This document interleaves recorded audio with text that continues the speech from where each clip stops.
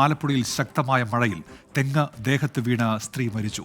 Panavally panchayat 3-ാം ward Hayat മസ്ജിദിന് സമീപം വൃന്ദഭവനിൽ മല്ലികയാണ് മരിച്ചത്. മനീഷ് മഹിവാലുണ്ട് വിശദാംശങ്ങളുമായി. മനീഷ്, എപ്പോഴായിരുന്നു ഈ സംഭവം? എന്തൊക്കെയാണ് വിവരങ്ങൾ മനീഷ്? ഉന്മേഷ്, ഇന്ന് ഉച്ചയ്ക്ക് ശേഷം ജില്ലയിലെ പ്രത്യേകിച്ചും വടക്കൻ മേഖലയിൽ ശക്തമായ കാറ്റാണ് ഉണ്ടായത്.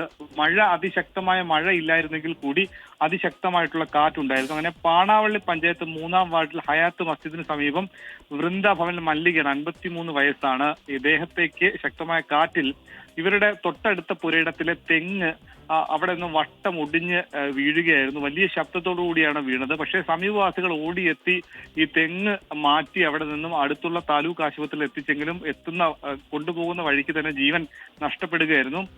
ഈ തെങ്ങ് അപകടാവസ്ഥയിലല്ലായിരുന്നു. അതായത് തെങ്ങിന് നിലവിൽ ചെറിയ കാറ്റോ മറ്റോ ഒക്കെ വന്നാൽ വീഴുന്ന അവസ്ഥയിലല്ലായിരുന്നു. പക്ഷേ അതിശക്തമായ കാറ്റ് കൊണ്ട് മാത്രമാണ്, നല്ല ഉയരമുള്ള തെങ്ങായതുകൊണ്ടാണ് ഇങ്ങനെ ഒരു അപകടം ഉണ്ടായതെന്ന് ആളുകൾ പറയുന്നത്.